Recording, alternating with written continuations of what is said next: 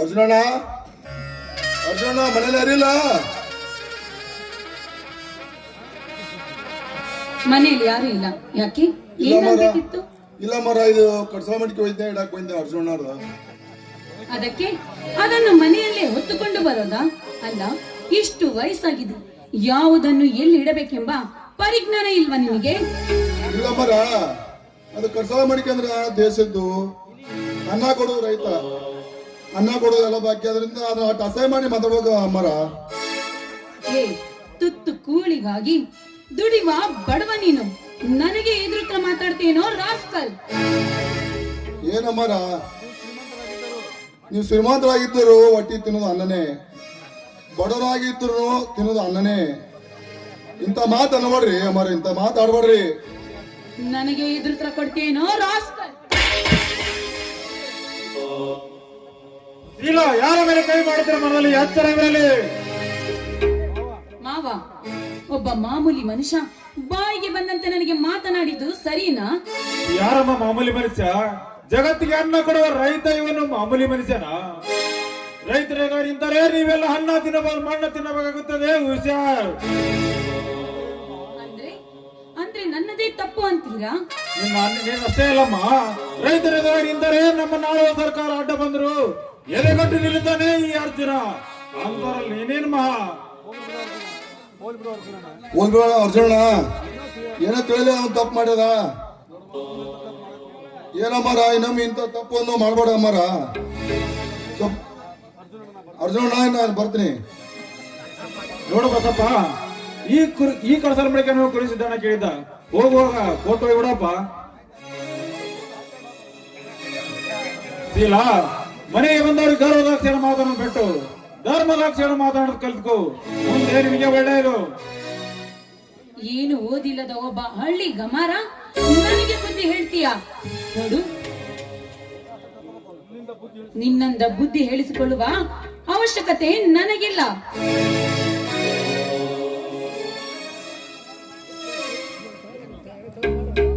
ನೋಡಮ್ಮ ಶೀಲಾ, ದಯವಿಟ್ಟು ಮನೆ ಬಿಟ್ಟು ಹೋಗ್ತೀನಿ ಅಂತ ಹೇಳ್ಬೇಡಮ್ಮ. ನೀನ್ ಹೇಗೆ ಇದ್ದರು ಈ ಮನೇಲಿ ಬೇಕಾದ್ರೆ ನಿನ್ನ ಕಾಲಿಗೆ ದೂರ ಸರಿಯಾಚೆ. ಓತಿ ಕಾಟಕ್ಕೆ ಬೇಲಿ ಸಾಕ್ಷಿ ಅನ್ನುವ ಹಾಗೆ ಗಂಡನ ಪರ ವಹಿಸ್ಕೊಂಡು ಬಂದ್ಬಿಟ್ಲು. ಛೀ, ನಿಮ್ಮ ಕಾಟಕ್ಕೆ ನಾನು ಮನೆ ಬಿಟ್ಟು ಹೋಗಬೇಕು. ಬೇಡಮ್ಮ, ದಯವಿಟ್ಟು ಈ ರೀತಿ ಚುಚ್ಚುವಂತ ಮಾತುಗಳನ್ನಾಡಬೇಡ. ನೋಡು, ನೀನು ಈ ಮನೆಯಲ್ಲೇ ಇರು, ನಿನಗೆ ಯಾವ ರೀತಿ ನಾವು ತೊಂದರೆ ಕೊಡುವುದಿಲ್ಲ. ಆದ್ರೆ ಮನೆ ಬಿಟ್ಟು ಹೋಗ್ತೀನಂತ ಮಾತ್ರ ಹೇಳ್ಬೇಡಮ್ಮ. ಹೋಗು ಬಿಡಗಂಗ, ನಿದ್ದೆ ಮಾಡೋರ್ನ ಎಬ್ಬಿಸಬಹುದು, ಆದರೆ ನಿದ್ದೆ ಬರೋದ ನಟನೆ ಮಾಡೋರು ಎಬ್ಬಿಸುವುದು, ಬೋರ್ಗಲ್ಲಿನ ಮೇಲೆ ನೀರು ಸುರಿಯುವುದು ಎರಡೂ ಒಂದೇ. ಹೌದ್ರಿ, ಈ ಮನೆಯಲ್ಲಿ ಯಾರು ಹೇಗೆ ನಟಿಸ್ತಾರೋ ಎನ್ನುವುದೇ ಗೊತ್ತಾಗೋದಿಲ್ಲ.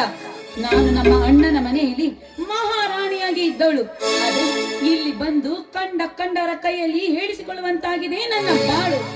ನೋಡಮ್ಮ ಶೀಲಾ, ನೀನು ನಿನ್ನ ತವರು ಮನೆಯಲ್ಲಿ ಬಂಗಾರದ ತಟ್ಟೆಯಲ್ಲಿ ಊಟ ಮಾಡಿರಬಹುದು ನಿಜ, ಆದರೆ ಗಂಡನ ಮನೆಯ ಮಡಿಕೆಯಲ್ಲಿ ಊಟ ಮಾಡುವ ತೃಪ್ತಿ ಆ ನಿನ್ನ ತವರು ಮನೆಯಲ್ಲಿ ಸಿಗಲ್ಲಮ್ಮ, ಸಿಗಲ್ಲ.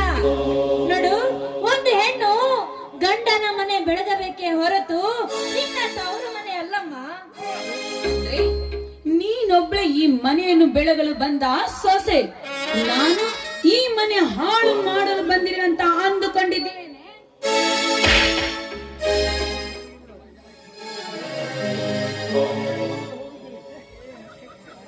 ಯಾಕಮ್ಮ, ಏನಾಗಿದೆ ಈ ಮನೆಯಲ್ಲಿ? ಎಷ್ಟೊಂದು ಜೋರಾಗಿ ಮಾತನಾಡ್ತಾರಲ್ಲ, ಯಾಕಮ್ಮ ಗಂಗಾ, ನಿನ್ನ ಕಣ್ಣಲ್ಲಿ ನೀರು?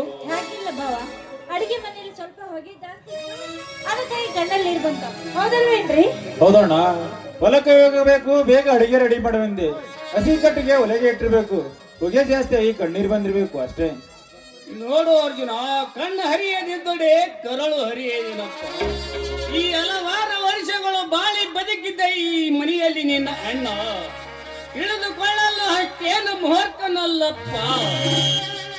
ಮನೆಯಲ್ಲಿ ಚೆಲ್ಲೆ ಪಿಲ್ಲೆ ಸಾಮಾನಾದರ ಬಿದ್ದಿದ್ದರ ನೋಡಿ ರೋಷಿ ಆವೇಶಗಳು ಸಾಕಪ್ಪ. ಇಲ್ಲ, ಏನಾಗಿದೆ ಈ ಮನೆಯಲ್ಲಿ? ನೀನಾದರೂ ಹೇಳು. ಹೇಳುವುದೇ ಏನಿದೆ? ಈ ಮನೆಯಲ್ಲಿ ನಾನು ಕಂಡರಿಂದ ಹೇಳಿಸಿಕೊಳ್ಳುವಂತ ಬಾಳಾಗಿದೆ. ಬೂದಿ ಮುಚ್ಚಿ ಅಂದರೆ ಬೂದಿ ಮುಚ್ಚಿದ ಕೆಂಡದಂತೆ ನಿನ್ನ ಮಾತಿನ ಅರ್ಥ ಸ್ವಲ್ಪ ಬಿಡಿಸಿ ಹೇಳಮ್ಮ. ಒಟ್ಟಿನಲ್ಲಿ ಈ ಮನೆಯಲ್ಲಿ ನಾನು ನನ್ನ ಗಂಡ ಇರುವುದು ಕೆಲವೊಬ್ಬರಿಗೆ ಇಷ್ಟ ಇಲ್ಲ ಅಂತ ಕಾಣಿಸುತ್ತೆ. ಮುಚ್ಚುವ ಏನು ಮಾತನಾಡ್ತಾನಂತ ಮನದಲ್ಲಿ ಅರಿವಿಟ್ಟುಕೊಂಡು ಮಾತನಾಡು. ಅಣ್ಣ ಅದು ಅದು ಅಂದ್ರೆ ನಿಮ್ಮ ತಮ್ಮ ನನಗೆ ಬುದ್ಧಿ ಹೇಳುವುದು ಸರಿನಾ? ಅಕ್ಷರದ ಅರ್ಥವೇ ಗೊತ್ತಿಲ್ಲದ ಒಬ್ಬ ನಾಗರಿಕ ನನಗೆ ಬಾಯಿಗೆ ಬಂದಂತ ಮಾತನಾಡುವುದು ಸರಿಯೇ? ನೋಡಿ, ಅವರವರ ಯೋಗ್ಯತೆ ಏನಂತ ತಿಳಿದು ಇರುವುದು ಒಳ್ಳೆಯದು. ಮುಚ್ಚು ಬಾಯಿ ಹುಚ್ಚ ಎಣ್ಣೆ ಬೇರೆದವರಿಗೆ ಬಗ್ಗೆ ಮಾತನಾಡುವುದಕ್ಕೆ ನಿನಗೆ ಯಾವ ಯೋಗ್ಯತೆ ಇದೆ? ನನ್ನ ತಮ್ಮನಿಗೆ ಏನಂತ ಮಾತನಾಡದೆ ಶಾಲೆಯ ಮುಖವ ನೋಡದೆ ಅಕ್ಷರದ ಅರ್ಥವೇ ಗೊತ್ತಿಲ್ಲ ಅಂದ್ರೆ ಅದಕ್ಕೆ ದೊಡ್ಡವರು ಹೇಳಿರುವುದು ಆನೆಗೆ ಹೊಕ್ಕು ಬರಬಾರದು, ಹೆಣ್ಣಿಗೆ ಸೊಕ್ಕು ಬರಬಾರದು ಅಂತ ಅರ್ಥ ಮಾಡಿಕೊಂಡು ಮಾತನಾಡು. ಅಂದ್ರೆ ನಿಮ್ಮ ತಮ್ಮ ವಿದ್ಯಾವಂತ ಪಂಡಿತನೇ ನನಗೆ ಬುದ್ಧಿ ಹೇಳೋದಿಕ್ಕೆ? ನೋಡಮ್ಮ, ಅಲ್ಪ ವಿದ್ಯಾ ಮಾಗರು ಹಂಗಿನವರ ಅರಮನೆಯಲ್ಲಿ ಕುಂತುಕೊಂಡು ಓದಿರುವುದು ಒಂದೇ ಒಂದು ಡಿಗ್ರಿ. ಒಂದು ಸಿಗದು ಮಾತನಾಡ್ತೀಯಲ್ಲ. ನನ್ನ ತಮ್ಮ ಗುಡಿಸಲಲ್ಲಿ ಕುಂತು ಅಂಬಲ್ಯವನ್ನು ಉಂಡು ಗೋಲ್ಡ್ ಮೆಡಲಿಸ್ಟ್ ಈ ರಾಜ್ಯದ IPS ಪರೀಕ್ಷೆಯಲ್ಲಿ ಗೋಲ್ಡ್ ಮೆಡಲಿಸ್ಟ್ ನನ್ನ ತಮ್ಮ. ಅವನೆಷ್ಟು ಸಿಗದು ಮಾತನಾಡವಲ್ಲ. ಅದಕ್ಕೆ ಅರ್ಥ ಮಾಡಿಕೊಂಡು ಮಾತನಾಡುವ ದೊಡ್ಡವರು ಏನು ಹೇಳುತ್ತಾರೆ, ಒಳ್ಳೆಯವರ ಗುಣ ನಡತೆಯಲ್ಲಿ ನೋಡುವಂತ. ಅಣ್ಣ ಹೋಗಲಿ ಬಿಡಣ್ಣ. ಎಷ್ಟೇ ಆದ್ರೂ ಸಣ್ಣವಳು, ಮೇಲಾಗಿ ಈ ಸುಖ ಸಂಪತ್ತಿನಲ್ಲಿ ಬೆಳೆದವಳು, ಏನೋ ತಿಳಿಯದೆ ತಪ್ಪು ಮಾತಾಡಿದ್ದಾಳೆ. ರಾಜನ, ಹಳ್ಳಿ ಹಾಲು ಕಣ್ಣಿಗಲ್ಲ, ಮಳ್ಳ ಹೆಣ್ಣು ಮನೆಗೆ ಅಲ್ಲ ಅನ್ನುವ ಹಾಗೆ ತವರ ಮನೆಯ ಶ್ರೀಮಂತಿಕೆಯ ಬಗ್ಗೆ ಮಾತನಾಡುವುದಕ್ಕೆ ಒಂದು ಹೆಣ್ಣಿಗೆ ಅರ್ಥ ಸಿಗುವಬೇಕಾದರೆ ತವರ ಮನೆಯ ಬುಟ್ಟಿ ಹೊಡೆಯುವುದಕ್ಕಿಂತ ಗಂಡನ ಮನೆಯ ಒಂದು ಕುಂಕುಮದ ಬಟ್ಟು ಲೇಸುವಂತ ಅದಕ್ಕೆ ಅರ್ಥ ಮಾಡಿಕೊಂಡು ನಡೆದಾಗೆ ಒಂದು ಹೆಣ್ಣಿಗೆ ಅರ್ಥ ಸಿಗುತ್ತದೆ. ಹೋಗ್ಲಿ ಬಿಡು ಭಾವ, ಏನೋ ಒಂದು ಕೆಟ್ಟ ಗಳಿಗೆ ಅಂತ ಮರೆತು ಬಿಡೋಣ. ನನ್ನ ತಂಗಿ ಇನ್ನೂ ಚಿಕ್ಕವಳು, ತಿಳಿಯದೆ ಮಾತನಾಡಿದ್ದಾಳೆ. ಹೌದಣ್ಣ, ತಪ್ಪು ಮಾಡೋದು ಮನುಷ್ಯರ ಸಹಜ ಗುಣ. ಅದನ್ನು ತಿಳಿಸಿ ಬುದ್ಧಿ ಹೇಳೋದು ನಿಮ್ಮಂತರ ಹಿರಿಯರ ಲಕ್ಷಣ. ಶೀಲಾ, ನಿನಗಿರುವ ಅನುಭವ ನೀನು ಹರಿತು ನಡೆದರೆ ನಿನ್ನ ಬಾಳು ಬಂಗಾರ ಆಗುತ್ತದೆ ಅಮ್ಮ. ನೋಡು ಅರ್ಜುನ, ಶಾಲೆಯ ಕಲಿತಿನಂತ ಸುಳ್ಳು ಹೇಳಿ ಎದೆಯಲ್ಲಿ 2 ಅಕ್ಷರ ಅರ್ಥವೇ ಇಲ್ಲದೆ ತಾಯಿ ತಂದೆಯ ಜೀವ ಹಿಂಡುವ ಬಂಡು ಮಕ್ಕಳು ತುಂಬಿಕೊಂಡಿದ್ದರು ಈ ಸಮಾಜದಲ್ಲಿ. IS ಪಾಸ್ ಆದರೂ ರೈತನ ಬೆನ್ನೆಲುಬಾಗಿ ದುಡಿಯುವ ನೀನು ಛಲ ತೊಟ್ಟ ಛಲಗಾರನ. ಕೋಟಿ ವಿದ್ಯಕ್ಕೆ ಮೇಟಿ ವಿದ್ಯೆ ಲೇಸು ಅನ್ನುವ ಹಾಗೆ ನೀನು ಜಗಮೆಚ್ಚಿದ ಮಗನಪ್ಪ, ಜಗಮೆಚ್ಚಿದ ಮಗನು.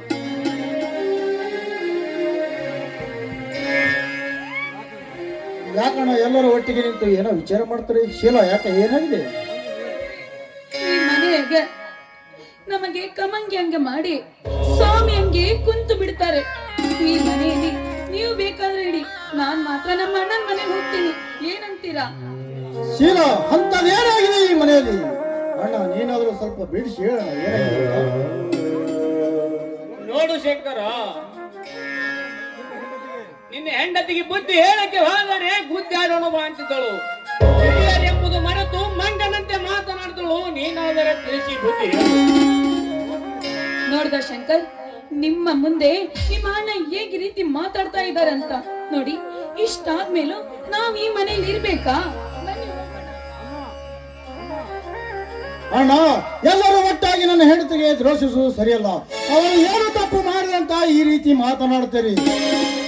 ಶಂಕರ್, ನಿನ್ನ ಹೆಂಡತಿಯನ್ನು ದೋಷಿಸಲಿಕ್ಕೆ ಅವಳು ಮಾಡಿರೋ ತಪ್ಪಾದ್ರೇನು? ಏನೋ ತಪ್ಪು ದಾರಿಯನ್ನು ಬಿಟ್ಟು ಒಳ್ಳೆಯ ದಾರಿಯಲ್ಲಿ ನಡೆಯಮ್ಮ ಅನ್ನೋದೇ ತಪ್ಪಾಯ್ತಾ? ನೋಡಪ್ಪ ಶಂಕರ, ಹೆಣ್ಣು ಮಕ್ಕಳ ಜಗಳದಲ್ಲಿ ನೀವು ತಲೆಗೊಡಬಾರ್ದು. ಇದಕ್ಕೆಲ್ಲ ಹಿರಿಯರಾದ ಭಾವದವರಿದ್ದಾರೆ, ಅವರೆಲ್ಲ ನೋಡಿಕೊಳ್ಳುತ್ತಾರೆ. ಶೀಲಾ, ಹೋಗಮ್ಮ, ಊಟಕ್ಕೆ ಬಡಿಸು. ಅಂದರೆ ನಿಮ್ಮ ಮಾತಿನ ಅರ್ಥ ನನ್ನ ಹೆಂಡತಿಗೆ ಎಷ್ಟೇ ಕಷ್ಟ ಕೊಟ್ಟರು ಸುಮ್ಮನೆ ಬಿಡುತ್ತೀರಾ? ಮುಚ್ಚುಬಾಯಿ ಶಂಕರ, ಹೆಂಡತಿಯ ತಾಳಕ್ಕೆ ತಕ್ಕಂತ ಕುಣಿಯುವ ನೀನು ಒಬ್ಬವ ಗಂಡಸ. ಈಗಿರುವಾಗಲೇ ಒಡ ಹುಟ್ಟಿದ ಸೋದರವರು ಒಟ್ಟಾಗಿ ಬಾಳುವುದು ಕನಸಿನ ಮಾತುವಾಗಿದೆ ಅಂತ ಬಲ್ಲವರು ಹೇಳಿದ್ದಾರೆ. ನಿಮ್ಮಂತವ್ರು ಗಂಡಿಗೆ ಚಟ ಇರಬಾರದು, ಹೆಣ್ಣಿಗೆ ಹಠ ಇರಬಾರದು ಅಂತ. ಅಣ್ಣ, ನಿಮ್ಮ ಮಾತನ್ನು ಕೇಳಿ ನನ್ನ ಹೆಂಡತಿಗೆ ದ್ರೋಹ ಮಾಡಲಾರೆ. ಈಗಿಂದೀಗಲೇ ಈ ಮನೆ ಬಿಟ್ಟು ಹೊರಟು ಹೋಗಿ ಬಿಡ್ತೇವೆ. ನಡೆಸಿಲ್ಲ, ಹೋಗೋಣ. ಬೇಡ.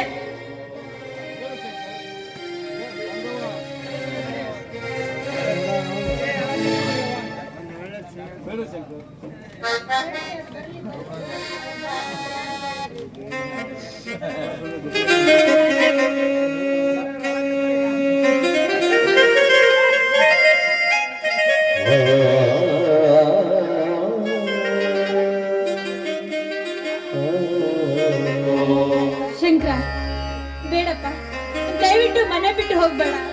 ನೋಡು, ನಿನ್ನ ಕೈ ಮುಗಿಬೇಡ, ಹೋಗ್ಬೇಡ ಶಂಕರ್. ಇಲ್ಲ, ನೀನಾದ್ರೂ ಹೇಳಮ್ಮ.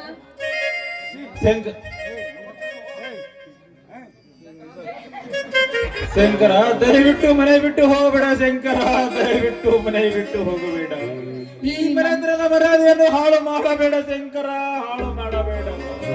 ಹಿರಿಯರಿಂದ ಕಾಪಾಡಿಕೊಂಡು ಬಂದಂತ ಈ ಮನೆತನದ ಮರ್ಯಾದೆಯನ್ನು ಮೂರುಗಾಸಿಗೆ ಹರಾಜು ಹಾಕಬೇಡ. ಶಂಕರ, ಹರಾಜು ನಿನ್ನ ಕೈ ಮುಗಿದು ಬೇಡಿಕೊಳ್ಳುತ್ತೇನೆ. ಹೊರಗೆ ನಡೆ.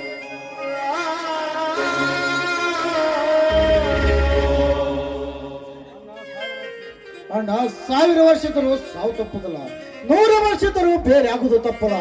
ಅಂದ ಮೇಲೆ ಈ ಮನೆಯಲ್ಲಿ ಇರ್ಬೇಕಾದ್ರೆ ಒಂದು ಕಂಡೀಷನ್. ಹೇಳಪ್ಪ, ಏನು ನಿನ್ನ ಕಂಡೀಷನ್ ಅಂತ? ಯಾವತ್ತಾದ್ರೂ ಈ ನಿನ್ನ ಅಣ್ಣ ಎದುರಾಗಿ ಮಾತನಾಡಿದ್ದಾನೆ? ಹೇಳಪ್ಪ, ನಿನ್ನ ಕಂಡೀಷನ್ ಏನಂತ? ಅಣ್ಣ, ಈ ಮನೆಯಲ್ಲಿ ಇರ್ಬೇಕಾದ್ರೆ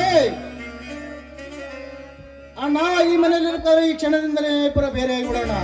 ಅಂದರೆ ಈ ಮನೆಯಲ್ಲಿ ನೆಮ್ಮದಿಯಿಂದ ಬಾಳಲು ಸಾಧ್ಯ. ಶಂಕರ, ಏನ್ ಹೇಳ್ತಾ ಇದ್ದೀಯಪ್ಪ ನೀನು? ಶಂಕರ್, ಶಂಕರ, ಎಲ್ಲ ಮಾತನಾಡಿ ನಿನ್ನ ಅಣ್ಣನ ಮನಸ್ಸನ್ನು ನೋಯಿಸಬೇಡಪ್ಪ, ನೋಯಿಸಬೇಡ.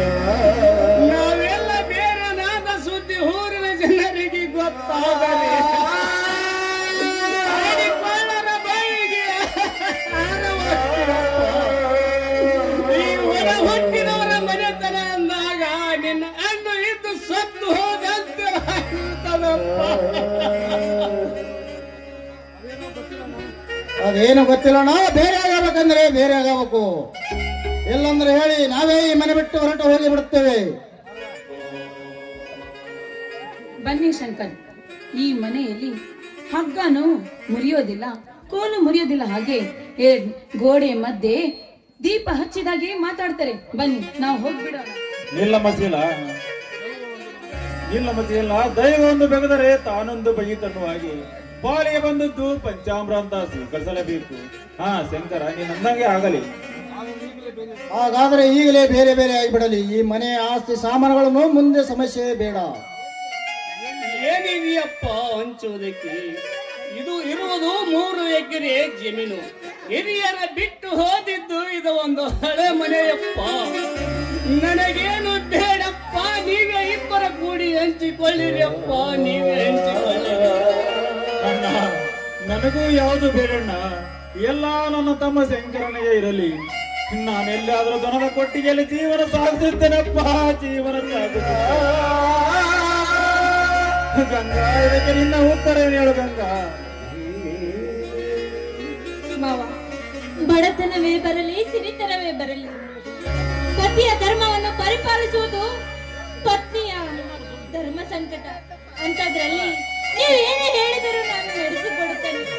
ಒಟ್ಟಿನಲ್ಲಿ ನನ್ನ ಮೈದುನ ಚೆನ್ನಾಗಿರುತ್ತಾನೆಂದರೆ ಅಷ್ಟೇ ಸಾಕು.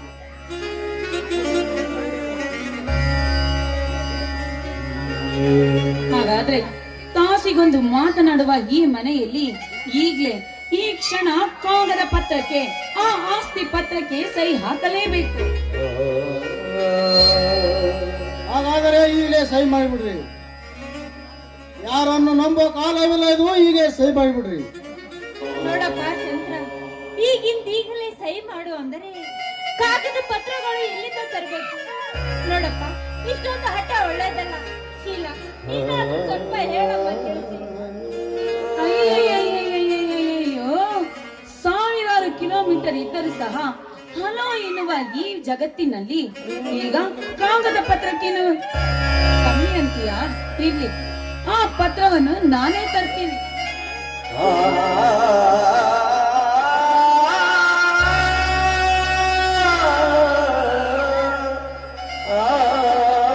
ಅಯ್ಯೋ ದೇವರೇ, ಅಯ್ಯೋ ದೇವರೇ, ತಾಮರ ದುಡ್ಡು ತಂದಿ ಮಕ್ಕಳನ್ನು ಬೇರೆ ಮಾಡಕಲು ಎಂಬುದು ಹೀಗೆ ಸತ್ಯವಾಯಿತಪ್ಪ, ಹೀಗೆ ಸತ್ಯವಾಯಿತು. ಇದು ನನ್ನ ನೋಡುವ ಸ್ಥಿತಿಯನ್ನು ಮೊದಲೇ ನನ್ನ ಕಣ್ಣು ಮುಚ್ಚಿ ಕರೆಕೊಂಡು ಹೋದರೆ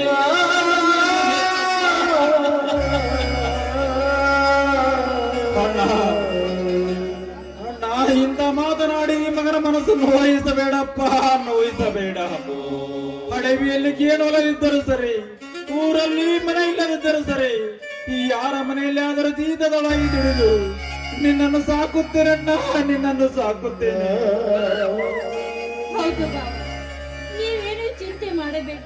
ನೋಡಿ, ನಾವು ನಿಮ್ಮನ್ನು ಚೆನ್ನಾಗಿ ನೋಡಿಕೊಳ್ಳುತ್ತೇವೆ. ಅಣ್ಣ ಅತ್ತಿಗೆ, ಹಿರಿಯಣ್ಣ ನನ್ನ ಮನೇಲೇ ಇರಬೇಕು. ಶಂಕರ, ಬೇಡಪ್ಪ ಬೇಡ, ನಾನು ಹೇಗಾದರೆ ಜೀವನ ಸಾಗಿಸ್ತೀನಪ್ಪ, ಬೇಡ.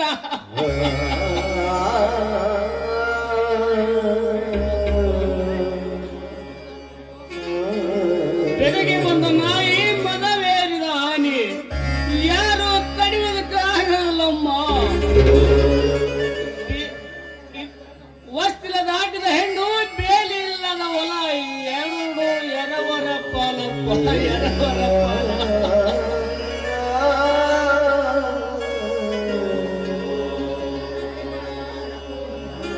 ಸವಾರಿ ಮಾಡುವ ಗಂಡಸಿನ ಕೈಯಲ್ಲಿ ಸರಿವೆಯ ಗನೆ ಇರಬೇಕು ವಿನ ಹೆಂಗಸಿನ ಕೈಯಲ್ಲಿ ಅಲ್ಲಪ್ಪ. ಇದನ್ನು ಅರಕ ನಡೆದರೆ ಸಂಸಾರ, ಮರತ ನಡೆದರೆ ನರಕದ ಕೊಂಡಪ್ಪ, ನರಕ. ಸರಿ, ಮೊದಲು ಈ ಪತ್ರಕ್ಕೆ ಸಹಿ ಹಾಕಿ. ನೋಡಪ್ಪ ಶಂಕರ, ಶೀಲಾ, ಈ ಪತ್ರಕ್ಕೆ ಸಹಿ ಹಾಕುವ ಮೊದಲು ಈ ಮನೆಯಲ್ಲಿ ನಮಗೂ ದುಡ್ಡುಗಳು ಕೊಡಂತ ಈ ಮನೇಲಿ ಏನಿಲ್ಲ ಅತ್ತಿಗೆ. ಅಯ್ಯಯ್ಯಯ್ಯೋ, ನೋಡಿದೇನ್ರಿ, ಆಚಾರ ಹೇಳುವ ಮನೆಯಲ್ಲಿ 3 ಮಂದಿ ಬಜಾರರು ಇದ್ರಂತೆ. ಆ ರೀತಿ ಈಗ ಏನೂ ಬೇಡ ಏನೂ ಬೇಡ ಅಂತ ಹೇಳಿದವರು ಈಗ ಮತ್ತೆ ಅದು ಇದು ಅಂತ ರಾಗ ಹೇಳ್ತಾ ಇದ್ದಾರೆ. ಗಂಗಾ, ಇನ್ನೊಂದ್ಸರ್ತಿ ಏನಾದ್ರು ಕೇಳಿದ್ರೆ ನಿನ್ನ ಮಾಂಗಲ್ಯದ ಮೇಲಾಣೆ. ಸ್ವಾಮಿ, ನೋಡಿ, ನನಗೊಂದೇ ಒಂದು ಮಾತನಾಡಲಿಕ್ಕೆ ಅವಕಾಶ ಮಾಡಿಕೊಡಿ, ದಯವಿಟ್ಟು ಅವಕಾಶ ಮಾಡಿಕೊಡಿ. ನೋಡಮ್ಮ ಶೀಲಾ, ನನ್ನ ಗಂಡನಿಗೆ ಈ ಆಸ್ತಿ ಬೇಡವಾದದ್ದು ನನಗೂ ಬೇಡ. ಆದ್ರೆ ನಾನು ಕೇಳೋದು ಒಂದೇ ಒಂದಮ್ಮ, ಅಷ್ಟು ಕೊಟ್ರೆ ಸಾಕು, ಎಲ್ಲಿಯಾದ್ರೂ ಹೋಗಿ ನೆಮ್ಮದಿಯಿಂದ ಬಾಳ್ತೇವೆ. ನೋಡು, 2 ತಾಟು, 1 ಚೆರಿಗೆ, 2 ಡಬ್ರಿ ಕೊಟ್ರೆ ಸಾಕಮ್ಮ, ಎಲ್ಲ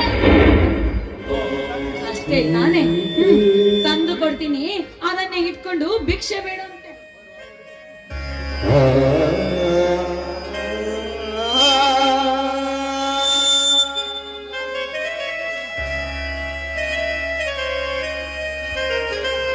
ಗಂಗಾ ಗಂಗಾ, ನಿಂದು ಎಂತ ಹೃದಯವಂತ ಜೀವನಮ್ಮ.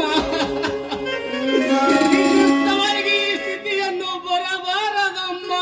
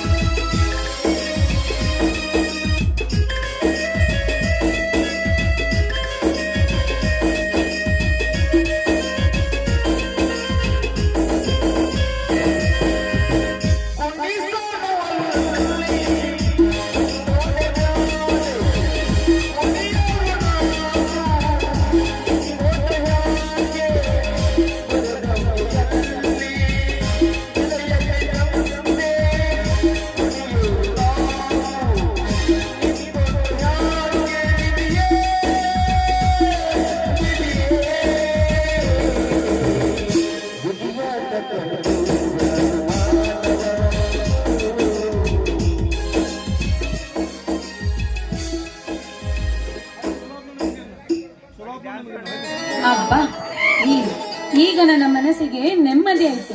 ಅಲ್ಲ ರೀ, ನಿಮ್ಮ ಅಣ್ಣ ಅತ್ತಿಗೆ ನಮಗದೆಷ್ಟು ಕಾಟ ಕೊಡ್ತಾ ಇದ್ರು, ಈಗ ನನಗೆ ಸಂತೋಷವಾಯ್ತು ರೀ. ಶೀಲಾ, ನಿನ್ನ ಮಾತಿನಂತೆ ಅವರನ್ನು ಹೊರಗೆ ಹಾಕಿದೆ. ಈಗ ಹೊಟ್ಟೆ ತಾಳ ಹಾಕುವುದಕ್ಕೆ ಊಟಿಗೆ ಬಿಡಿಸುವ ಇಲ್ಲ ಮಾತಾಡ್ತಾ ನಿಲ್ಲಿವೆ. ರೀ, ಈಗ ನನಗೆ ಸಿಕ್ಕಾಪಟ್ಟೆ ಖುಷಿಯಾಗಿದೆ. ಅದಕ್ಕೋಸ್ಕರ ನಿಮಗೆ ಸಿಹಿ ಸಿಹಿ ಅಡಿಗೆಯನ್ನು ಮಾಡ್ತೀನಿ, ಬನ್ನಿ.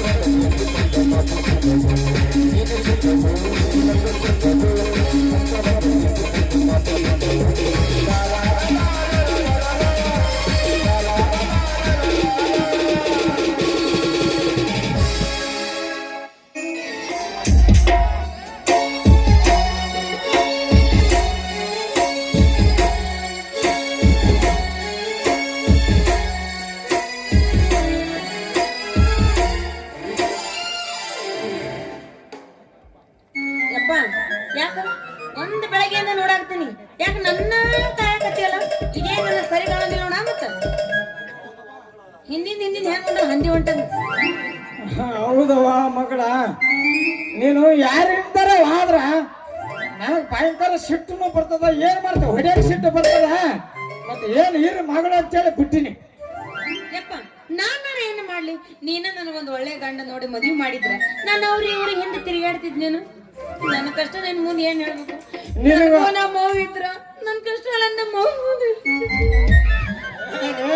ಏನ್ ಪ್ರಯೋಜನ ಐತಿ? ನೀ ಮೌನ, ನೀ ಅಳಬೇಡ. ನೀ ಹತ್ಯಪ್ಪ ಅಂತಂದ್ರ ನನ್ನ ಕಳ್ಳ ಸುರ್ಕ ಹತ್ತದ. ನಾನು ಸುಮ್ಮ ಕೂತಿಲ್ಲ. ಅವನಾಗ ಎಲ್ಲಾ ತಾಲೂಕು, ಮುದ್ದೇಬೇಳೆ ತಾಲೂಕದಾಗ, ಬಿಜಾಪುರ ತಾಲೂಕದಾಗ, ಇಂಡಿ ತಾಲೂಕದಾಗ, ಸಿದ್ಧಗಿ ತಾಲೂಕದಾಗ ಎಲ್ಲ ನನಗೆ ಒಳ್ಳೆ ಗಂಡನ ಹುಡುಕಾಕ ಕತ್ತೀನಿ. ಸಿದ್ಧಿ ಭಾವನೆ ಯಪ್ಪ, ಹುಡುಕಾಕತ್ತೀನಿ ಅಂತ ಹೇಳಿ ಮುದುಕಿ ಆದ್ಮೇಲೆ ಹುಡುಕ್ತೇನೆ. ಮುದುಕಿ ಆದ್ಮೇಲೆ ಮದ್ವಿ ಆದ್ರ ಮುದುರ್ಕೊಂಡು ಕಟ್ಟಿ ಮೇಲೆ ಮಲ್ಕೋಬೇಕಾಗೈತಿ. ಅವಾಗ ಏನ್ ಮಜಾ ಬರ್ತೈತಿ? ಯಾವ ಮಗಳ, ನಿನ್ನ ಜಾತಕದಾಗ ಏನು ಅಂತ ಹೇಳಿ ಒಬ್ಬ ಒಳ್ಳೆ ಸ್ವಾಮಿಯವ್ರ ಮೇಲೆ ಕರ್ಕೊಂಡೋಗಿ ಹೇಳಿ ಬಿಡ್ತಾನೆ. ನೀ ಏನ್ ಸ್ಥಿತಿ ಮಾಡ್ಬೇಡ. ಹೌದಪ್ಪ, ನೀ ಹೇಳೋ ಮಾತು 100ಕ್ಕೆ 100 ಖರೆ ಐತಿ. ನನ್ನ ಹಣೆ ಬರದಾಗ ಮದ್ವೆ ಬೇರೆ ಆಗುತ್ತಾ ಇಲ್ಲ ಅಂತ ಸ್ವಲ್ಪ ಕೇಳಿ ನೋಡೋದಂತ. ಅಪ್ಪ, ನೀ ಹೇಳ್ದಂಗ ಸ್ವಾಮಿಯವ್ರ ತಕೊಡೋಕೆ ಬರಾಕತ್ತಾರ ನೋಡು.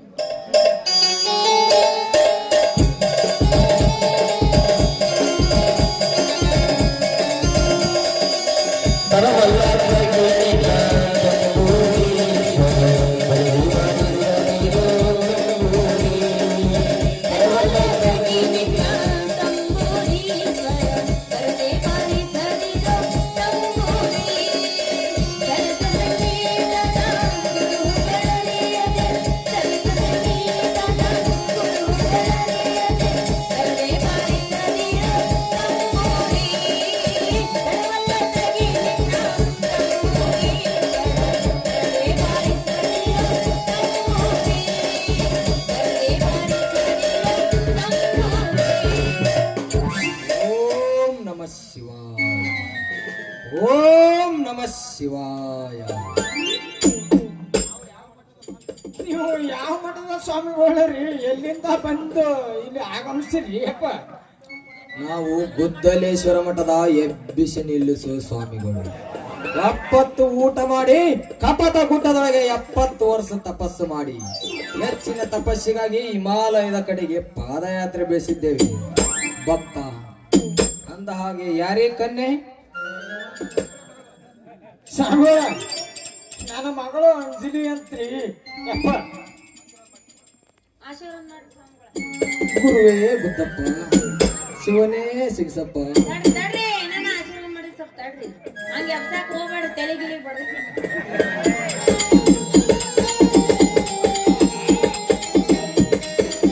ಹೇಳು ಭಕ್ತಿ ಹೇಳು, ನಿನ್ನ ಭಕ್ತಿಗೆ ಮೆಚ್ಚಿದೆ. ಯಾಕ್ರಿ?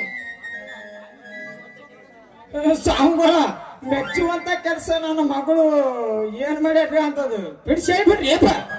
ಏನಿಲ್ಲ ಭಕ್ತ, ಈಗಿನ ಕನ್ಯೆಯರು ನಮ್ಮಂತ ಸ್ವಾಮಿಗಳ ಕಾಲಿಗೆ ಬೀಳುವುದು ಕಮ್ಮಿಯಾಗಿದೆ, ಸೋಕಿ ಮಾಡೋದು ಹೆಚ್ಚಾಗಿದೆ. ಅದಕ್ಕಾಗಿ ನಿನ್ನ ಮಗಳು ನನ್ನ ಕಾಲಿಗೆ ಬಿದ್ದಳಲ್ಲ, ಅದಕ್ಕಾಗಿ ಮೆಚ್ಚಿದೆ ಭಕ್ತ, ಮೆಚ್ಚಿದೆ. ಸ್ವಾಮಿಗಳ, ನಿಮಗೆ ತಿಳಿದ್ರ ನನ್ನ ಮಗಳು ಜಾತಕದಾಗ ಏನೋ ಸ್ವಲ್ಪ ಬಿಡಿಸಿ ಹೇಳ್ಬಿಡ್ರಿ ಅಪ್ಪ. ಹೌದ್ರಿ ಸ್ವಾಮಿ, ಮದ್ವೆ ಸಂಬಂಧ ತಲಿ ಕೆಟ್ಟ ಕೆರ ಹಿಡಿದು ಬಿಟ್ಟೈತ್ರಿ. ಮದ್ವೆ ಆಗುತ್ತೋ ಇಲ್ಲೋ ಈ ಜೀವ ಜನ್ಮದಾಗ ಸ್ವಲ್ಪ ನೋಡಿ ಹೇಳ್ರಲ್ಲ. ನೋಡು ಭಕ್ತ, ನಾನು ಹೇಳಿದ ಹಾಗೆ ಕೇಳಿದರೆ ಮಾತ್ರ ಹೇಳುತ್ತೇನೆ, ಆಯ್ತ್ರಿ ಅಪ್ಪ. ಇಲ್ಲವಾದರೆ ಸೊಟ್ಟು ಭಸ್ಮ ಮಾಡಿಬಿಡುತ್ತೇನೆ. ಸ್ವಾಮಿಗಳ, ನೀವು ಹೇಳ್ದಂಗ ಕೇಳ್ತೀನಿ, ಕೇಳಿಕಪ್ಪ ಅಂತ ನಾ ಸುಟ್ಟು ಬಸ್ ಮಾಡಿಬಿಡ್ರಿ. ನೋಡು ಭಕ್ತ, ನಿನ್ನ ಮಗಳಿಗೆ 2 ಹುಡುಗರು ಗಂಟು ಬಿದ್ದಿದ್ದಾರೆ.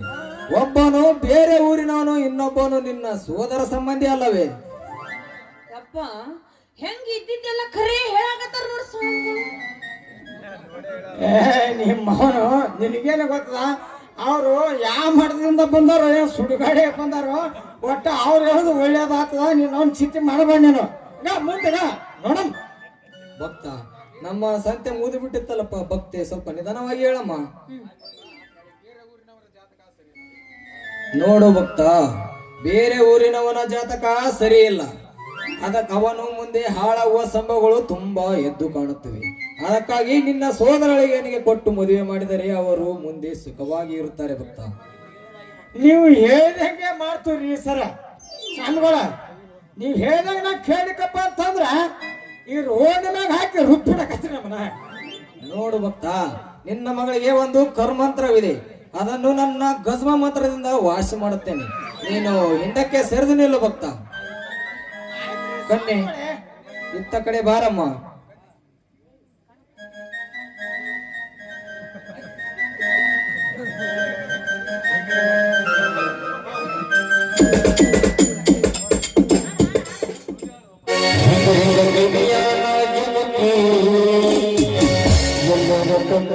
ಹುಡುಗಿ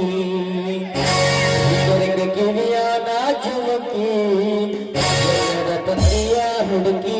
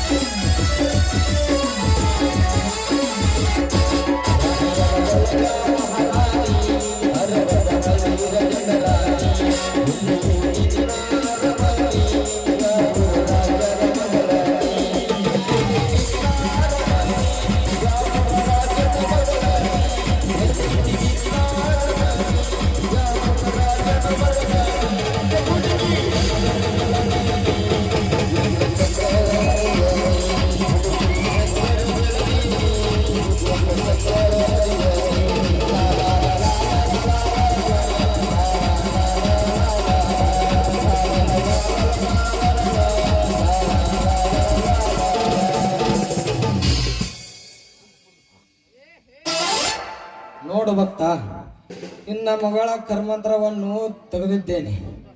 ನಮ್ಮ ಮಾತನ್ನು ಮೀರಿದರೆ ನಮಗೆ ಮುಂದೆ ಕಷ್ಟ ಕಟ್ಟಿಟ್ಟ ಬುತ್ತಿ. ನೋಡು ಅಂಜಲಿ, ನಾ ಇನ್ನ ರಿಜಿಸ್ಟ್ರಿಗೆ ರೆಡಿ ಮಾಡ್ಕೊಂಡಿರ್ತೀನಿ. ಪಟ್ಟಣ ಬ್ಯಾಗ್ ತೊಗೊಂಡು ರೆಡಿಯಾಗಿ ಬಂದ್ಬಿಡು ನೀನು.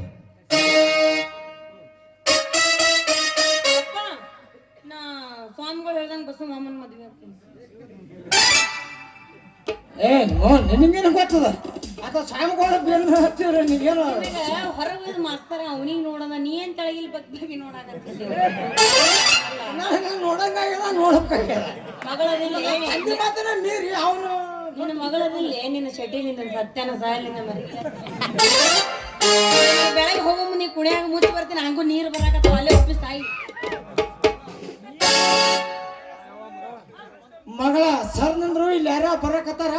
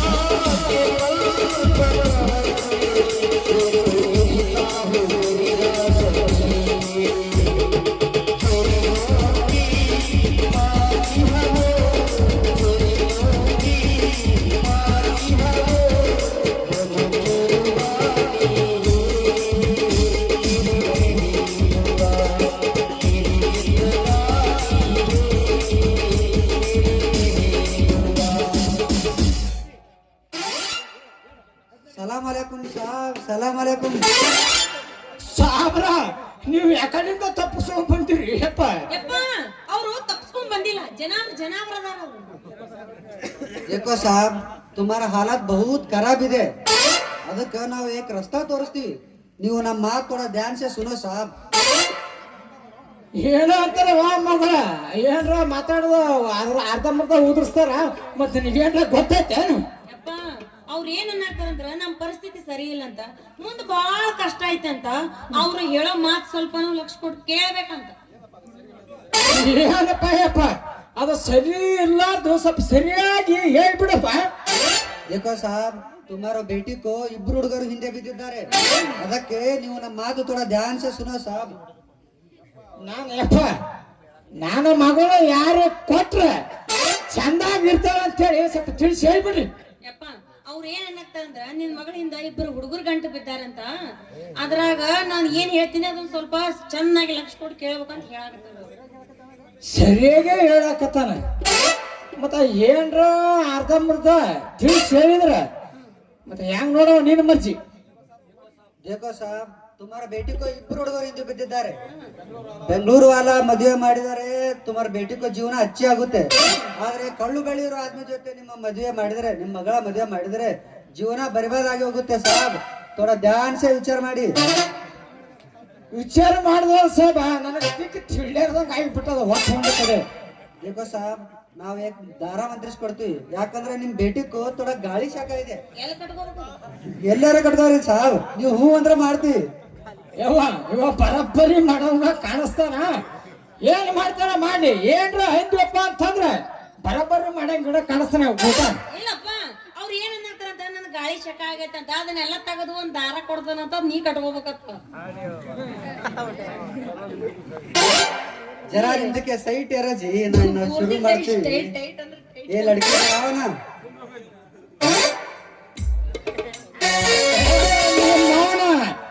ನಿಲ್ಲಿಸ್ರಿ ಮೋನ ಮಂತ್ರಿವ ನಿಮ್ಮ ನಿಲ್ಲಿಸ್ರಿ ಮಂತ್ರಿವ ನೆಪದಲ್ಲಿ ನನ್ನ ಮಗಳು ಕೂಡ ಕುಪ್ಪಳಿಸಿ ಹಾರಾಡಕತ್ತಿರಲ್ಲ ಚೆನ್ನಾಗಿ ಲುಂಗಿ ಜಾಡಿಸ್ಬೇಕಂತ ಮಾಡಿದ್ದೀನಿ ಏನು देखो साहब तुम्हारा बेटी को इधर देखो साहब तुम्हारा बेटी को बराबरिಯಾಗಿ ಮಾಡಿದ್ದೇನೆ ಇಲ್ಲಿ ಯಾವ ಸಮಸ್ಯೆ ಬರಲ್ಲ ನಾವಿನ್ನು ಹೋಗಿ ಬರ್ತೀವಿ ಸಾಬ್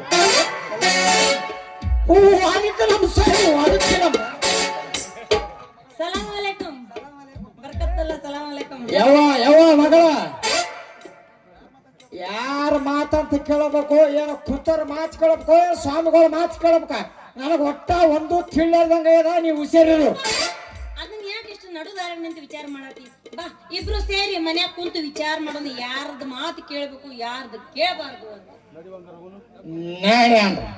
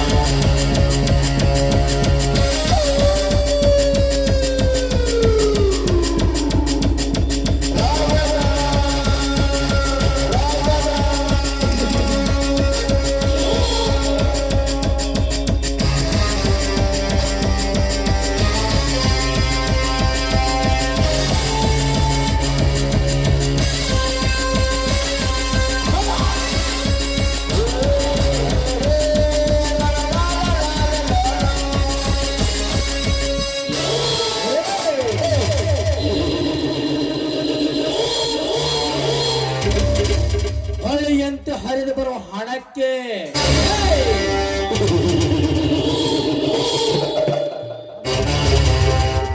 ಹೊಳೆಯಂತೆ ಹರಿದು ಬರುವ ಹಣಕ್ಕೆ ನಾನು ಯೌವನ ತುಂಬಿಕೊಂಡು ಓಡಾಡ್ತೀನಿ. ಹೆಣ್ಣು ಮಕ್ಕಳ ಪಾಲಿಗೆ ಪ್ರೇಮ ಕುಮಾರ ನಾನು.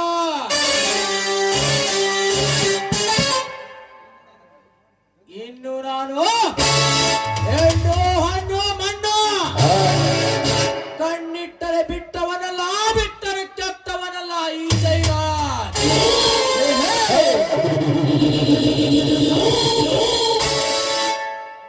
ಅಂದರೆ ನನ್ನ ಕಣ್ಣು ಮುಂದನೆ ಮಿಂಚಿ ಮಿಂಚಿನಂತೆ ಮರೆಯಾಗುತ್ತಿರುವ ನನ್ನ ಸಪ್ತ ಸುಂದರಿ ಗಂಗಾ.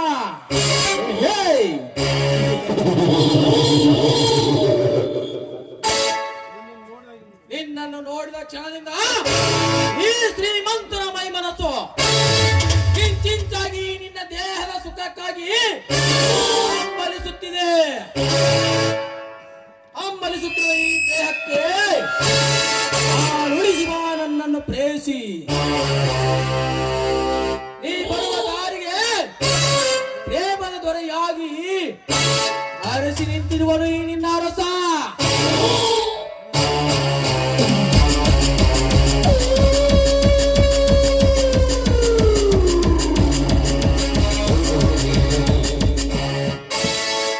ನಿಲ್ಲು ಗಂಗಾ ನಿಲ್ಲು. ನಿನ್ನನ್ನು ಅರಸಿ ನಿಂತಿರುವ ಈ ಪ್ರೇಮದ ಅರಸನಿಗೆ ಆಲಿಸಬಾರದೆ? ನೋಡಿ, ಅರಸನ ಮಾತನ್ನು ಆಲಿಸುವ ಸಮಯ ನನಗಿಲ್ಲ. ನನ್ನ ಅರಮನೆಯಲ್ಲಿ ನನ್ನ ಅರಸ ನನಗಾಗಿ ಕಾದು ಕುಳಿತಿದ್ದಾನೆ. ದಯವಿಟ್ಟು ನಿಲ್ಲು ಗಂಗಾ ನಿಲ್ಲು. ಈ ಆಸೆ ಪಟ್ಟಿರುವ ಈ ಶ್ರೀಮಂತನ ಮಾತನ್ನು ಆಲಿಸುವುದು ಬಿಟ್ಟು ಆ ಬಡವರನ್ನು ಆಲಿಸಿ ಹೊರಟಿರುವಲ್ಲ, ನೀನಂತ ಮೂರ್ಖಳು.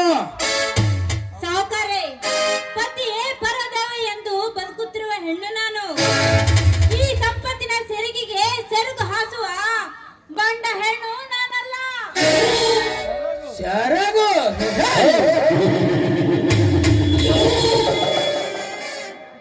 ಕೇಳು ಪರಿಚರಿತ ಹೆಣ್ಣೆ, ಈ ನಿನ್ನ ಸೆರಗಿನ ಕಥೆಯನ್ನ. ಮೈ ಮುಚ್ಚುವ ಬಟ್ಟೆಗಳನ್ನು ಹಾಕುವುದನ್ನು ಬಿಟ್ಟು ಮರ್ಮಾರ್ಗಗಳನ್ನು ತೋರಿಸುವಂತ ಈ ನೀನು ಬಟ್ಟೆ ಹಾಕಿಕೊಂಡು ತಿರುಗುತ್ತಿರುವಲ್ಲ, ಈ ಸಮಾಜದಲ್ಲಿ ಎಷ್ಟು ಹೆಣ್ಣುಗಳಿಲ್ಲ ನಿನ್ನ ಕಣ್ಣು ಮುಂದೆ ಓಡಾಡುತ್ತಿರುವಲ್ಲ. ಸಾವುಕಾರೆ, ಅರ್ಧಮರ್ಧ ಬಟ್ಟೆ ತೊಟ್ಟು ಆಗ್ಲರಂತೆ ತಿರುಗಾಡುವ ಹೆಣ್ಣು ನಾನಲ್ಲ. ಅದರಂತೆ ಇವಳು ಬದುಕುತ್ತಿರುವಳು ಭಾರತದ ನಾರಿ ಎಂದು. ದೂರ ಸರಿಯಾಚೆ. ಸರಿಯಾಚೆಗೆ.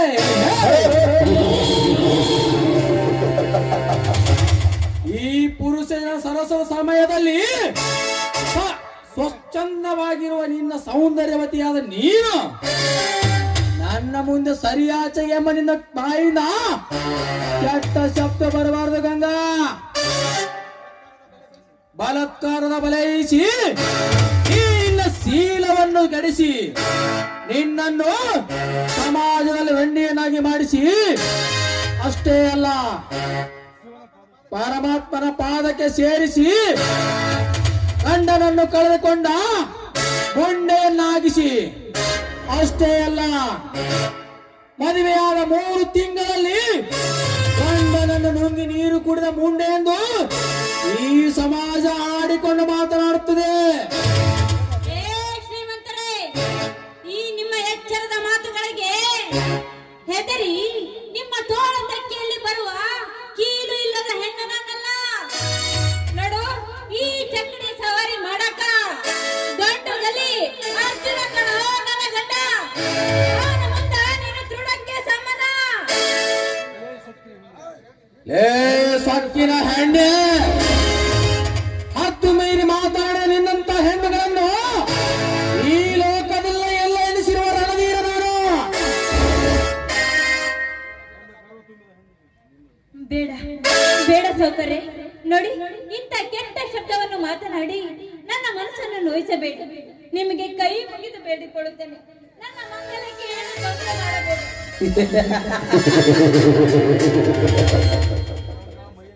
ಗಂಗಾ, ಮೈಯಲ್ಲಿ ಶಕ್ತಿ ಇದೆ ಎಂದು ಊರಲ್ಲಿನ ಗೂಳಿ ಜೊತೆ ಕುತ್ತಾಡೋದಕ್ಕೆ ಬಂದರೆ ಪೆಟ್ಟು ಆಗುವುದು ಗೂಳಿಗಲ್ಲ, ನಿನ್ನ ಗಂಡನಿಗೆ. ಸೋಮನೆ ಹಠ ಮಾಡೋದನ್ನು ಬಿಟ್ಟು ನಾನು ಹೇಳಿದಾಗೆ ಕೇಳಿದರೆ ನೀನು ಶ್ರೀಮಂತದ ಸುಪ್ಪತ್ತಿಗೆಯಲ್ಲಿ ಆನಂದವಾಗಿರಬಹುದು. ನೋಡಿ ಸೌಕರ್ಯ, ಈ ಹೆಣ್ಣಿಗೆ ಮಾನ ಪ್ರಾಣ ಎರಡೂ ಒಂದೇ. ಶೀಲ ಕಳೆದುಕೊಂಡು ಬಾಳುವ ಹೆಣ್ಣು ನಾನಲ್ಲ. ಅದಕ್ಕಾಗಿ ನನ್ನ ಪ್ರಾಣ ಬೇಕಾದ್ರೂ ಕೇಳಿ ಕೊಡುತ್ತೇನೆ.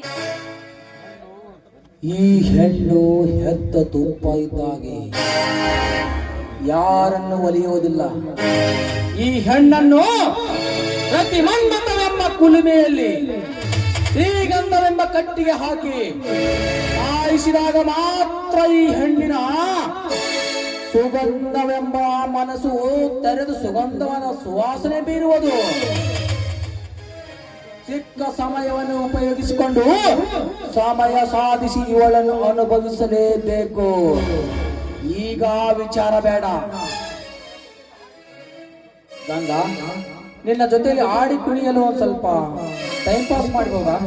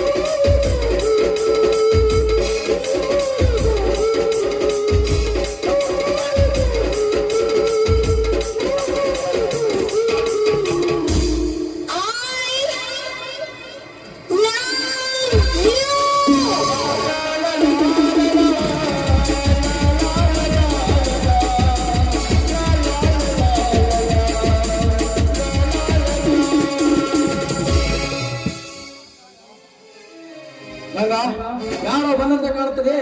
ಸಮಯ ನೋಡಿ ಮತ್ತೆ ಭೇಟಿಯಾಗೋಣ.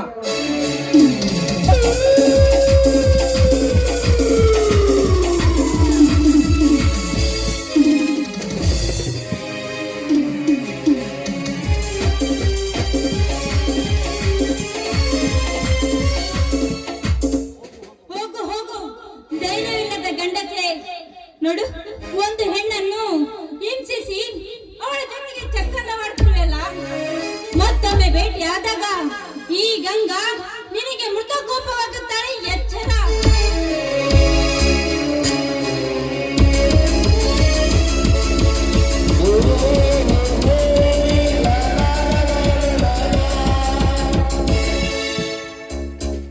ಬಣ್ಣ ಬಣ್ಣದ ಮಾತುಗಳಿಂದ ಗಂಡನಿಗೆ ವಂಚಿಸಿ ಶ್ರೀಮಂತರ ತೋಳಿನ ತೆಕ್ಕೆಯಲ್ಲಿ ನವಿಲಿನಂತೆ ನರ್ತಿಸುವ ನೀನು ಆದರ ಮಾಡಿ ಹೊಟ್ಟೆ ತುಂಬಿಸಿಕೊಡುವ ಸೂಳೆಯೋ ಅಥವಾ ಪತಿರ್ವತೆ ಸೋಗಿನ ಗಾತಿಯೋ? ನೋಡಿ, ಹಾದರದ ಹಂಗಿನಲ್ಲಿ ಬದುಕುವ ಸೂಳೆನೂ ನಾನಲ್ಲ, ಪತಿಗೆ ವಂಚಿಸುವ ಪತಿರತೆ ಹೆಣ್ಣು ನಾನಲ್ಲ. ನೋಡಿ, ಅದರಂತೆ ಒಂದು ಈ ಹೆಣ್ಣಿನ ಶೀಲಕ್ಕಾಗಿ ಪರದಾಡುತ್ತಿರುವ ಮುತ್ತೈದೆ ಹೆಣ್ಣು, ಪರಮ ಪಾಪಿ ಹೆಣ್ಣು ನಾನು. ಮುತ್ತೈದಿತನ ಕೇಳೇ ಮುತ್ತೈದತನದ ಮಹತ್ವ ತಿಳಿಯದ ಮತಿಗೇಡಿ ಹೆಣ್ಣೆ. ಮುತ್ತೈದೆ ಎಂದರೆ 5 ಮುತ್ತುಗಳನ್ನು ಹೊಂದಿದವಳೇ ಮುತ್ತೈದೆ. ಆದರೆ ಯಾವ ಪರಪುರುಷನ ಕಣ್ಣು ನಿನ್ನ ಮೇಲೆ ಬೀಳಬಾರದು ಎಂದು ಶಿವನ ಕೆಂಗಣ್ಣಿನಂತಿರುವ ನಿನ್ನ ಮೇಲೆ ಇರುವ ಕುಂಕುಮ ಒಂದು ಮುತ್ತು. ಯೌವನದ ವಯಸ್ಸಿನಲ್ಲಿ ಮನಸ್ಸು ಜಾರಿ ಮತ್ತೊಬ್ಬನನ್ನು ಬಯಸಬಾರದು ಎಂದು ಬಂಧಿಸಲ್ಪಟ್ಟ ಕಾಲುಂಗರ ಒಂದು ಮುತ್ತು. ಪತಿ ಸಂಸಾರದಲ್ಲಿ ಸತಿ ಧರ್ಮ ಪಾಲಿಸುವೆ. ಇದಕ್ಕೆ ತಪ್ಪಿ ನಡೆದರೆ ಆನೆಗೆ ಅಂಕುಶದಂತೆ ಗಂಡನ ಹಿಡಿತದಲ್ಲಿರುವ ನಿನ್ನ ಮೂಗಿನ ಮೇಲಿರುವ ಮೂಗುತಿನ ಮತ್ತೊಂದು ಮುತ್ತು. ಇನ್ನು ದಾರಿಯಲ್ಲಿ ನಡೆದುಕೊಂಡು ಹೋಗುತ್ತಿರಬೇಕಾದರೆ ಯಾವ ಪರಪುರುಷನ ಕಂಡನೆ ನಿನ್ನ ಎದೆಯ ಮೇಲೆ ಬಿದ್ದು ರಾಮನ ಪೆತ್ತು ನೆತ್ತಿಗೇರಿಸಿಕೊಂಡು ನಿನ್ನ ಹತ್ತಿರ ಬಂದಾಗ ಸಹೋದರಿ ಎಂದು ಎಚ್ಚರಿಸಿಕೊಳ್ಳಲಿಕ್ಕೆ ನಿನ್ನ ಎದೆಯ ಮೇಲಿರುವ ಮಾಂಗಲ್ಯ ಒಂದು ಮುತ್ತು. ಇನ್ನು ಹುಟ್ಟಿದ ಹೆಣ್ಣು ಸಾಯೋವರೆಗೂ ಶುಭ ಕಾರ್ಯಕ್ರಮಗಳಲ್ಲಿ ಅವಳ ಜೀವನ ಸದಾ ಹಸಿರಾಗಿರಲಿ ಎಂದು ಸೂಚಿಸುವ ನೀನು ತೊಟ್ಟಿರುವ ಹಸಿರುಗಳೇ ಒಂದು ಮುತ್ತು. ಈ 5 ಮುತ್ತುಗಳನ್ನು ಹೊಂದಿದವಳೇ ಮುತ್ತೈದೆ. ಆದರೆ ಇವುಗಳನ್ನೆಲ್ಲ ಗಾಳಿಗೆ ತೂರಿದ ನೀನು ಯಾವ ಮುತ್ತೈದೆ ಹೆಣ್ಣು? ಹೌದು ಹೌದು ಹೌದು, ನಾನು ಮುತ್ತೈದೆ ಹೆಣ್ಣು, ನಾನು ಮುತ್ತೈದೆ ಹೆಣ್ಣು, ನಾನು ಮುತ್ತೈದೆ ಹೆಣ್ಣು. ಪತಿಯೇ ಪರಮಾತ್ಮನೆಂದು ಬದುಕುತ್ತಿರುವ ಧರ್ಮವಂತನ ಹೆಂಡತಿ ನಾನು. ನೋಡಿ, ನಾನು ಯಾವ ಮಲ್ಲಿನವಾಗಿ ನನ್ನ ಶೀಲವನ್ನು ಲಜ್ಜೆಗೆಟ್ಟ ಹೆಣ್ಣು ನಾನಲ್ಲ, ಶೀಲವಂತ ಹೆಣ್ಣು. ಶೀಲವಂತ ಹೆಣ್ಣು? ಶೀಲದ ಅರ್ಥವೇ ಗೊತ್ತಿಲ್ಲದೆ ಶೀಲತನದ ಬಗ್ಗೆ ಮಾತನಾಡುವ ಬಂಡ ಹೆಣ್ಣುಗಳು ತುಂಬಿಕೊಂಡಿರುವ ಈ ಸಮಾಜದಲ್ಲಿ ಹೇಳೇ ಶೀಲತನದ ಅರ್ಥವನ್ನು. ಸತ್ಯ, ಧರ್ಮ, ನಿಷ್ಕಾಮ, ನಿಸ್ವಾರ್ಥ ಮತ್ತು ಶುದ್ಧ ಮನಸ್ಸು, ಈ ಪಂಚಗುಣಗಳನ್ನು ಕಾಪಾಡಿಕೊಂಡು ಬಂದವಳೇ ಶೀಲವತಿ ಎಂದು ಹೇಳುತ್ತದೆ ಈ ಸಮಾಜ. ಆದರೆ ತಾಳಿ ಇಲ್ಲದೆ ತಾಯಿ ಆಗುವ ಈ ಸಮಾಜದಲ್ಲಿ ನಿನ್ನಂತವಳಿಗೆ ಏಕೆ ಬೇಕು ಶೀಲತನದ ಸಂಪ್ರದಾಯ? ನಿಮ್ಗೆ ಕೈ ಮುಗಿದು ಬೇಡಿಕೊಳ್ಳುತ್ತೇನೆ, ಇಂಥ ಕೆಟ್ಟ ಶಬ್ದ ಮಾತನಾಡಿ ನನ್ನ ಮನಸ್ಸನ್ನು ನೋಯಿಸಬೇಡಿ. ನೋಡಿ, ನೀವೇನು ಹೇಳಿದರು, ಇಂಥ ಕೆಟ್ಟ ಶಬ್ದ ಲಜ್ಜೆಗೆಟ್ಟವಳು ಲಜ್ಜೆಗೆಟ್ಟವಳು ಎಂದು ಕೇಳಿ ನಾನು ಬದುಕಲ್ಲ. ನೋಡಿ, ಈ ನಿಮ್ಮ ಕೆಟ್ಟ ನಾಲಿಗೆ ನಂಬಲೇಬೇಡಿ. ನಾಲಿಗೆ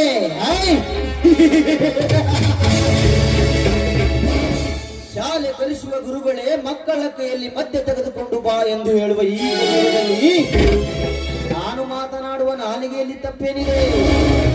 ಇನ್ನು ಗಂಟೆಗಟ್ಟಲೆ ಮಾತನಾಡಿ ಸುಳ್ಳು ಭರವಸೆಗಳನ್ನು ಕೊಡುವ ಬಂಡರಾಜಗಳು ಮಾತನಾಡುವುದು ಇದೇ ನಾಲಿಗೆಯಿಂದ ತಾನೇ. ಅಂತವರಲ್ಲಿ ನಾನು ಮಾತನಾಡುವ ನಾಲಿಗೆಯಲ್ಲಿ ತಪ್ಪೇನಿದೆ? ಇನ್ನು 9 ತಿಂಗಳು ಹೆತ್ತು ಹೊತ್ತು ಸಾಕಿದ ತಂದೆ ತಾಯಿಗಳಿಗೆ ಸುಳ್ಳು ಹೇಳಿ ಪ್ರೀತಿ ಎಂಬ ಹುಚ್ಚು ನೆತ್ತಿಗೇರಿಸಿಕೊಂಡು ಓಡಿ ಹೋಗುವ ಚಾಂಡಾಲ್ ನನ್ನ ಮಕ್ಕಳು ಸುಳ್ಳು ಹೇಳುವುದು ಇದೇ ನಾಲಿಗೆಯಿಂದ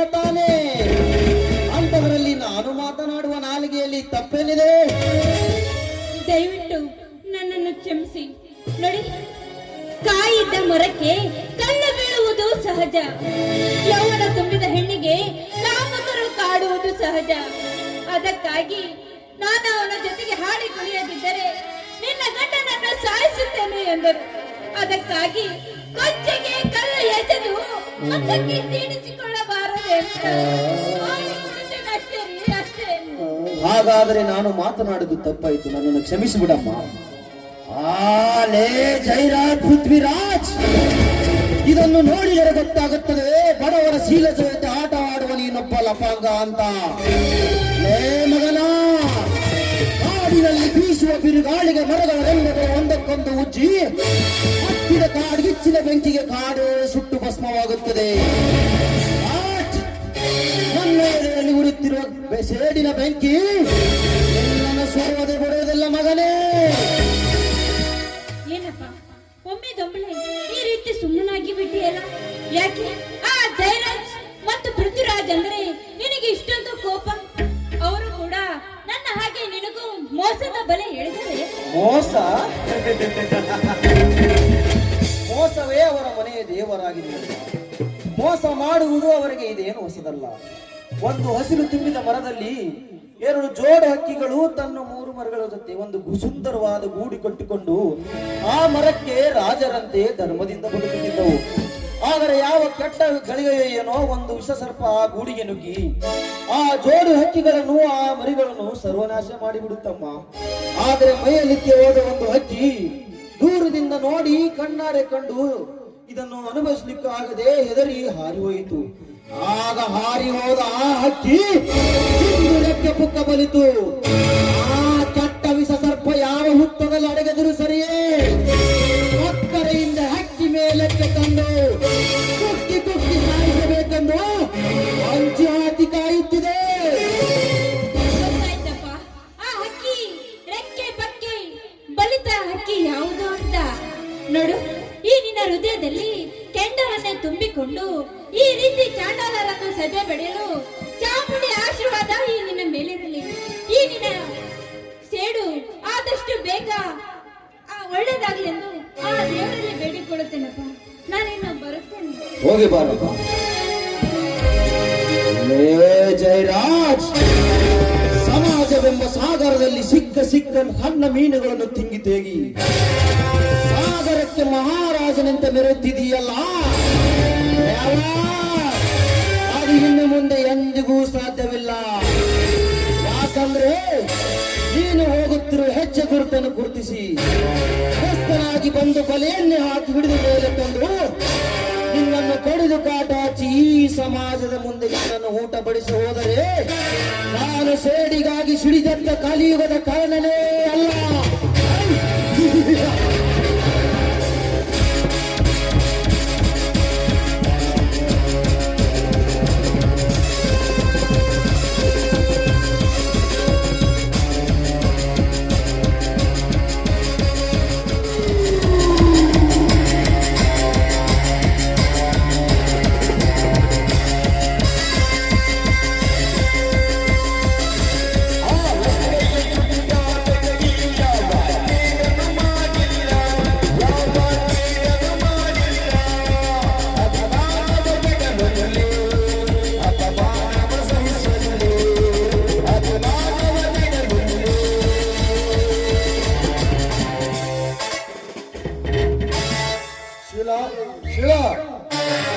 ಅರ್ಜೆಂಟಾಗಿ ಫೋನ್ ಮಾಡಿ ಬರ್ಲಿಕ್ಕೆ ಹೇಳಿದಿಲ್ಲ.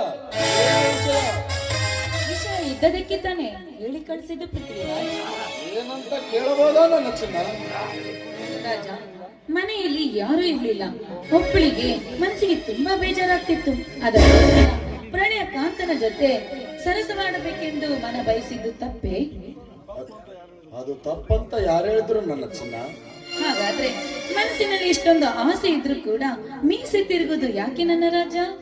ಹೆಣ್ಣಿನ ಜೊತೆಯಲ್ಲಿನ ಸರಸ ಸುಖಕ್ಕಿಂತ ಬೇರೆ ಯಾವ ಸುಖವಿಲ್ಲಂತ ಬಲ್ಲವರು ಹೇಳಿದ್ದಾರೆ. ಆ ಸುಖಕ್ಕಾಗಿ ತಾನೇ ಓಡಿ ಬಂದಿರೋದು ನನ್ನ ರಾಣಿ. ಆ ಸ್ವರ್ಗ ಸುಖ ಅನುಭವಿಸೋದ್ರಲ್ಲಿ ನೀವು ಮಹಾರಸಿಕರು ಗೊತ್ತಾ? ಹಾಗಾದರೆ ಈ ನಲ್ಲನ ಬಿಗಿದಪ್ಪಿ ಮುದ್ದಾಡುವ